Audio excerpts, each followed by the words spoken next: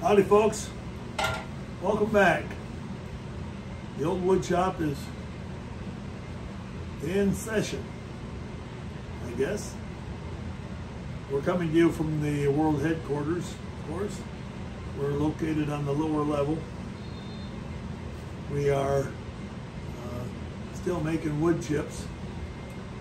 The upper management came by not too long ago and suggested that perhaps I ought to give more thought to the different projects that I do. I presume they were referring to this project, and I guess folks, the jury's still out on that. Some of the upper management thinks it's flat out ought to be in the burn pile junk.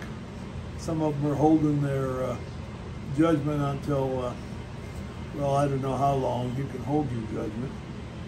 I'm kind of that way myself. I don't know how this will be received.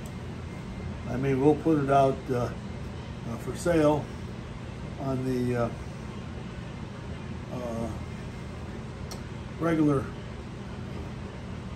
sale inventory, and if it doesn't sell in a reasonable length of time, we'll probably reduce the price, put it on the half price rack, and see how that does. So that's where we're at on that piece. And I'm going to set this over here for now.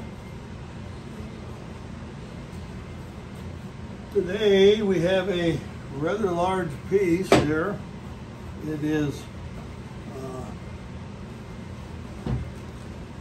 box elder. Box elder typically has some red streaks running through it. I do think that my older son, Jim, who's a botanist, told me that those streaks are from an insect. Probably the one called the box elder bug. I'll have to ask him about that. Well, I didn't mention to the upper management that I was going to work on this, because they'd have probably thought I was taking a leave of my senses. I haven't done much box elder turning. This piece appears to have some areas that are pretty punky, and then some areas that seem to be nice solid wood. So we plan to have this on a faceplate. I project that this will be the top of the bowl. Sucker's pretty heavy for an old guy. And as you can see, there's a pretty good hole in the side of it here. I think at one time it was probably a nest for woodpeckers or something of that nature. So how that's going to play into it, I don't know. I'm going to suggest that the bowl like this will have a large split down the side. On the bottom, plan to put a tenon down here and then wrap the sides up as we begin to try and round this bowl up. So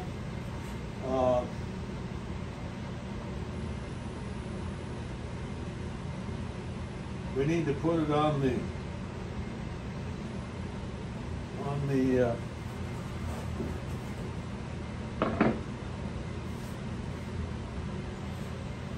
4-jaw chuck, and I put it on using power, and that's not usually recommended.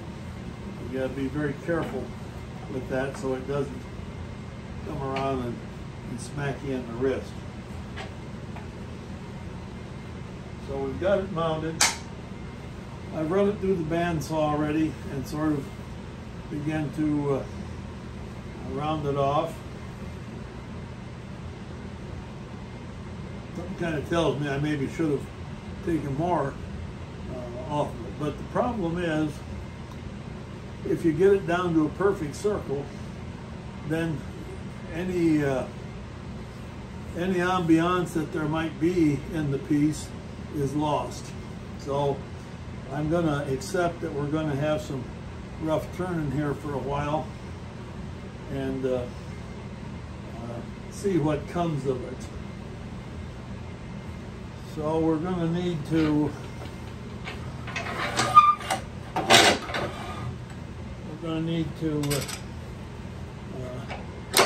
use the tailstock.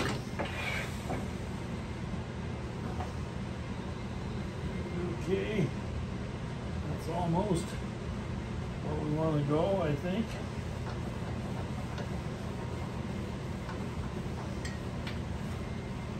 So if we spin this around,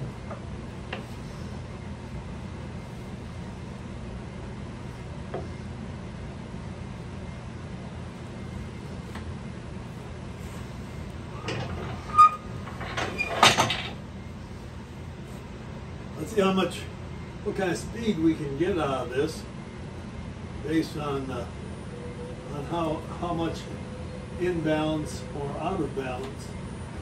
Well, it's a pretty big piece of wood, and we're cranking up here. We're at 630, and we're starting to vibrate. So we're going to cut her back to about 560, and we're not vibrating. So no bark on this piece.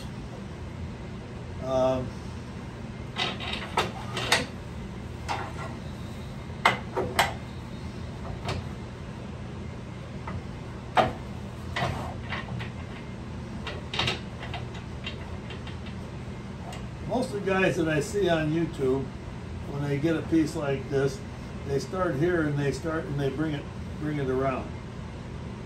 I'm going to try that, but I almost always end up coming in here and going this way and just keep chewing it back. So we'll zip up here.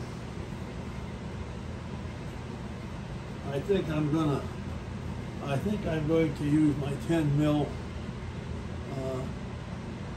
bowl gouge.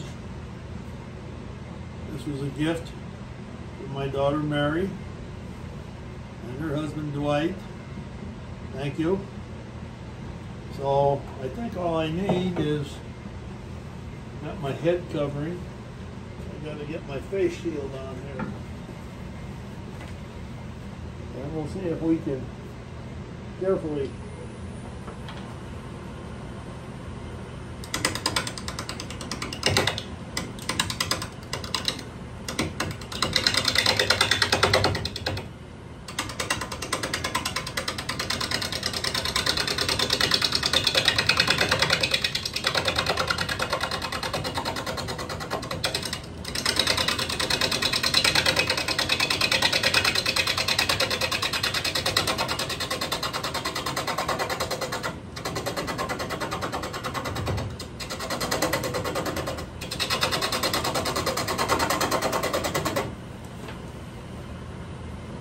it'll be kind of slow going. Yeah.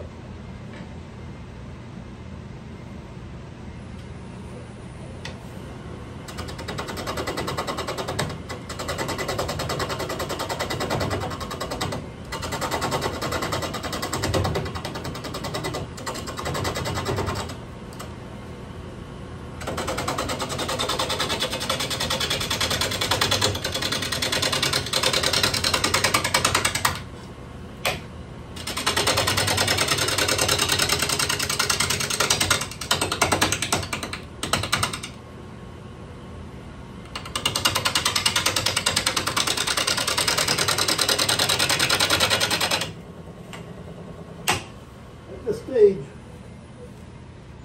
you can't really see where the tool is going to impact the wood. You kind of have to just go by feel.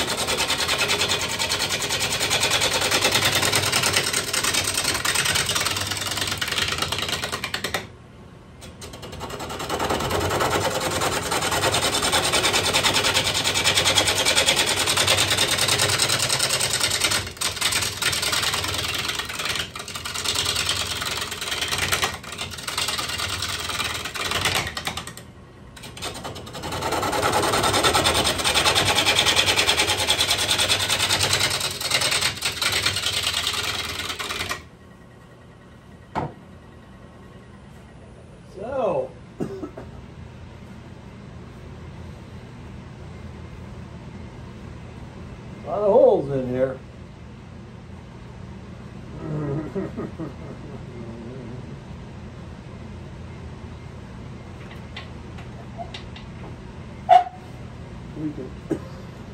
We can keep going kind of like we are.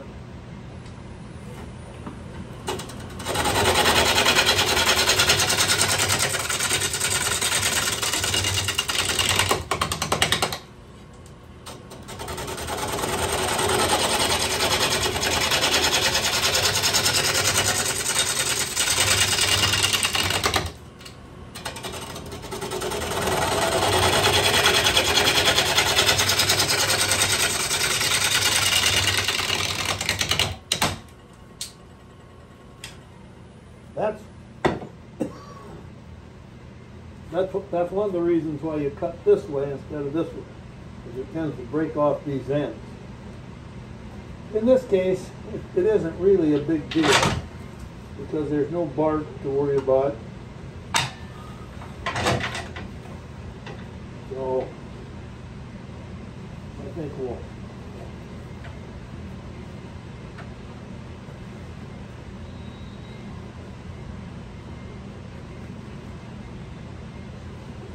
just one thing, one lobe sticking out there.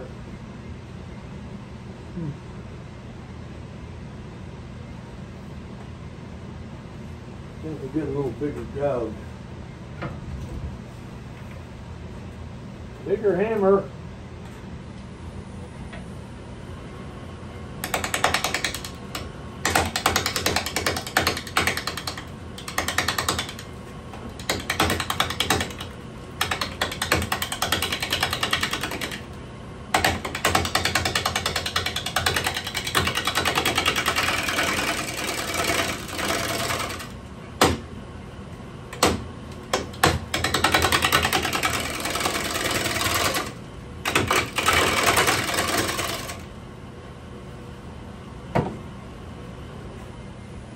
Tool probably ain't that sharp.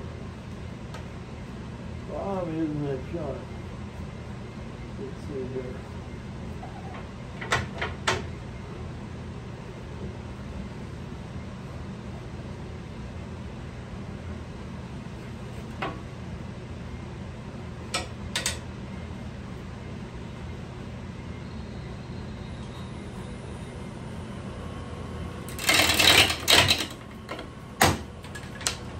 There you go.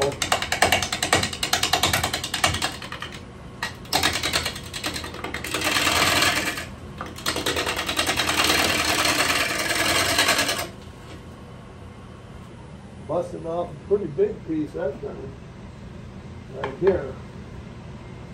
But it really isn't going to make any difference because we're going to turn all that off anyway. So.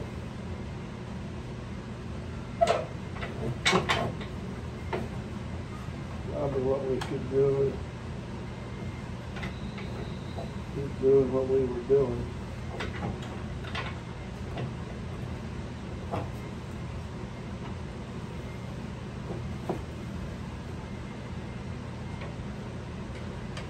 Well, splits in here, those may be an issue.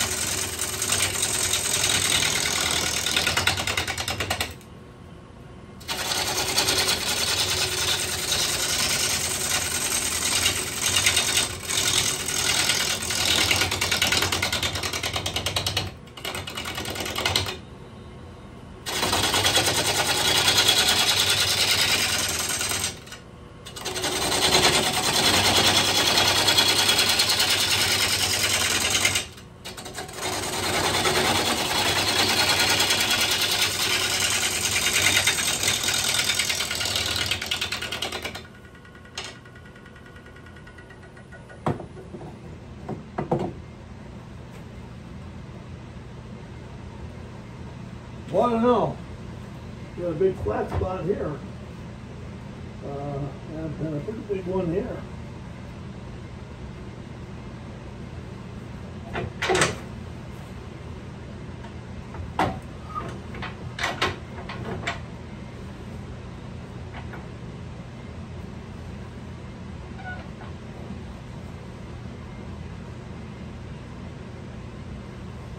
I don't know, folks.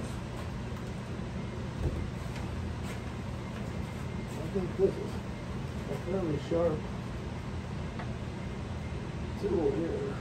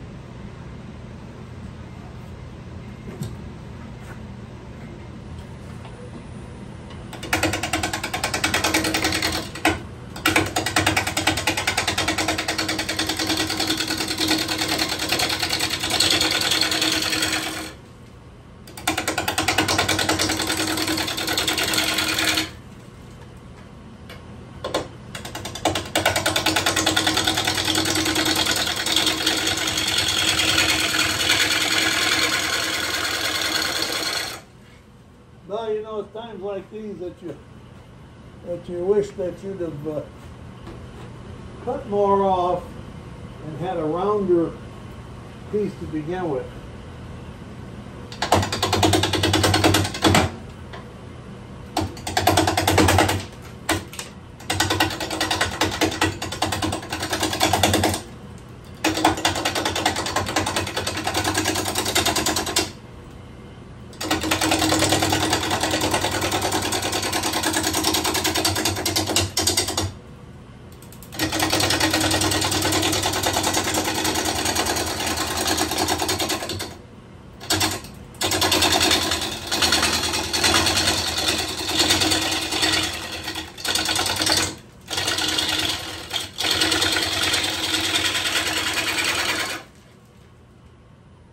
I'll tell you, cutting it off on the bandsaw is a darn sight faster than this.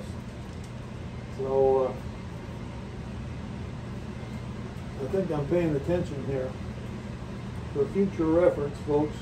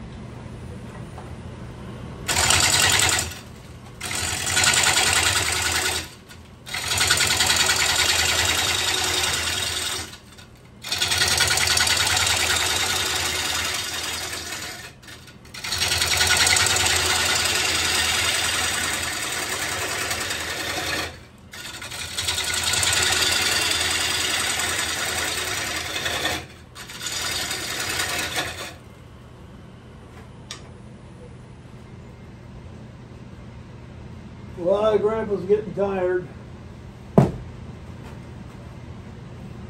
Yeah, this video is getting to be pretty long.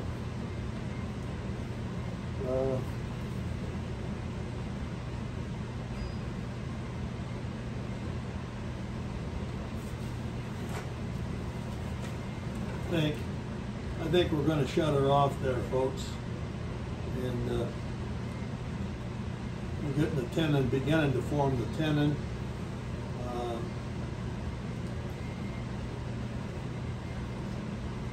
We just got a lot of grinding left to do. So,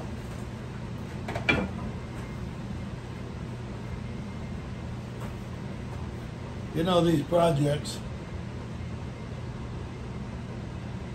that present themselves and you get started and you kind of wish that you don't know, should you have done it or not. This thing has a lot of cracks, it has a lot of holes, it has a lot of punky wood.